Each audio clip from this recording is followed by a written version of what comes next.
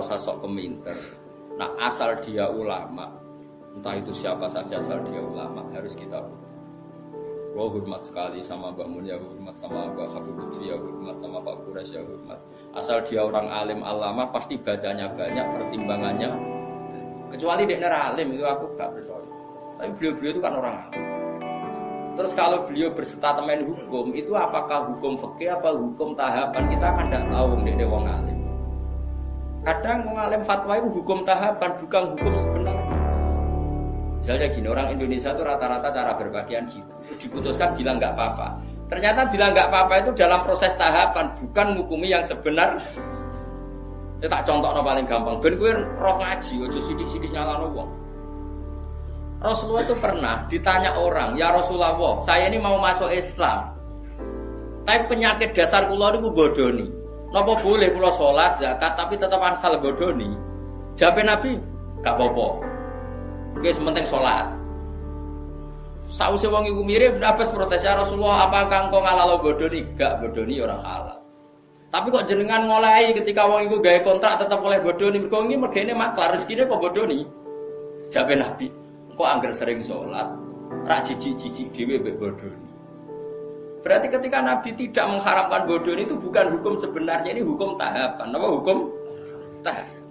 Ini yang paling angel ning bab fiqh dakwah, mana disebut fiqh dakwah. Ada hukum itu tidak sebenarnya, tapi itu tahapan. Misalnya aku ketemu cah Jakarta, mondok ning nggonku misalnya, gawe itu. Biasanya katokan cekak. Takon jilbaban langsung kangelan.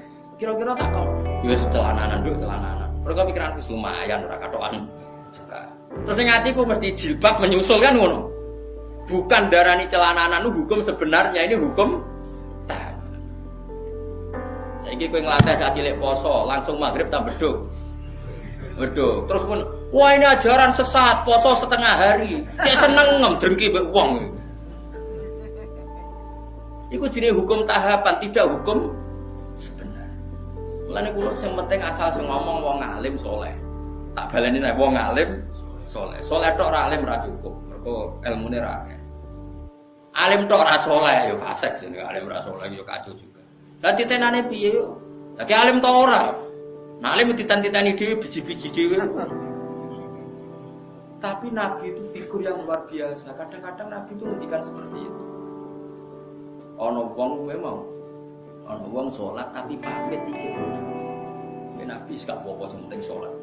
Setelah orang itu mirip sahabat protes. Berarti engkau membolehkan bodoh ni? Jawab Nabi, orang ngalalo bodoh ni. Sayan haru ma yaqulu la jabal hadis. Ma yaqulu fi sholati. Engkau ambil kulino sholat isin dhewe mbek pengiran. Engkau ora jijik-jijik dhewe mbek dosa-dosa sing di. Itu jenenge hukum tahapan. Apa hukum tahapan?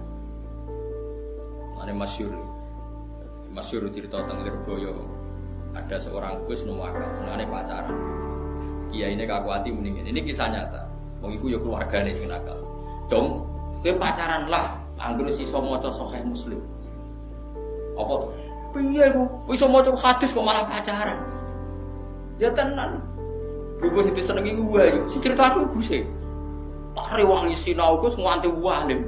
Jebule barang wong alim Al-Qur'an iku haram ra sida. Lha iku hukum tahapan, jenenge ora kok hukum sebenarnya. Paham ya? Bocah ngono kok ora ngono geger sik. Mulane ngaji ben roh dununge hukum. Hukum fikih apa hukum tahapan? Nak hukum fikih ya permanen, nak hukum tahapan ini tadrij fi sunnah, tahapan mendidik sunnah. Tentu ada apa? Tahapannya. Tapi tahapan ini tidak menjadi hukum fikih, jenenge fiqh dakwah. Bukan fiqh ahkam tapi fiqh dakwah. Ya tapi mau ngaji ini wis jarang. Wong wis anane emosi. Makanya saya tadi bilang, asal dia orang alim dan soleh.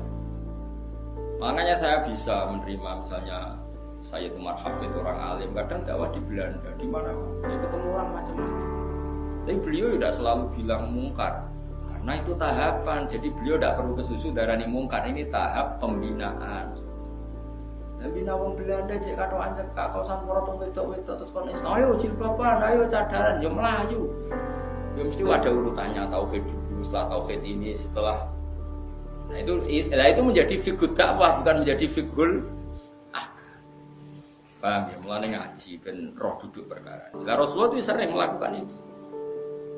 Paham ya? Jadi makanya kalau ada orang ngomong tentang perempuan itu boleh memperlihatkan sesuatu yang menjadi kesehariannya, itu tentu tafsirnya itu macam-macam.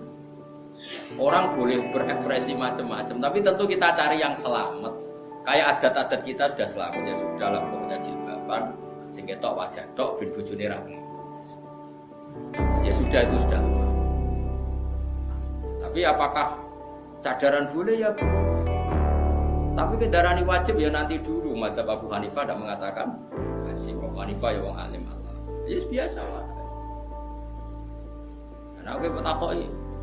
Lah apa blodor iku oleh ya ora oleh. Tapi kowe iso ngatur wong sak Indonesia.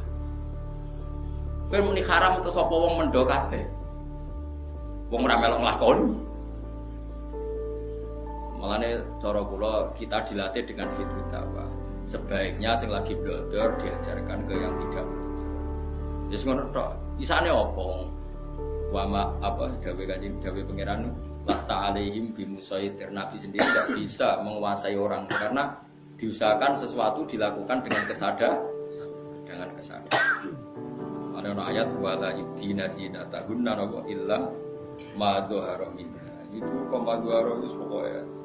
Pokoknya cara kula sanut guru, anut wong alim-alim serasa. Cuma kalau ada fikih kontroversi itu sampean harus ikut saya. Apakah itu fiqhul ahkam? Apakah itu fiqhul dakwah? Kalau fiqhul ahkam ya final. Kalau fiqhul dakwah itu tahapan, apa? Ya mau misalnya kita ponaan ke Jakarta, Jakartaan cekak rajin. Mungkin tahapan kamu pertama kan yang mendesak koncelananan panjang. Kan nggak mungkin tahapan pertama langsung jilbaban. Tapi ketika kowe darah nduk yang penting celananan, itu bukan berarti celana itu sudah sempurna. Paham ya? Karena ini masih tahap. Paham ya? Lah ngono jenenge fiqhud dakwah.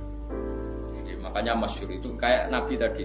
Ya Rasulullah saya mau Islam, saya mau sholat gini-gini. Tapi saya punya hak bodoni karena mergawe saya itu maklaran agak bodoni ra urip. Dari Nabi, ya dong. Terus ketika orang itu mirip Ibnu Abbas ngoal, masa ya Rasulullah engkau boleh nodikne bodoni. Aku ra muni oleh. Lah kok jenengan mendel mawon. Sayanha huma yaqul. Engko nek wis sering salat, sering lafadzno kalimah thayyibah, kok risi dhewe akhire ora bodoni.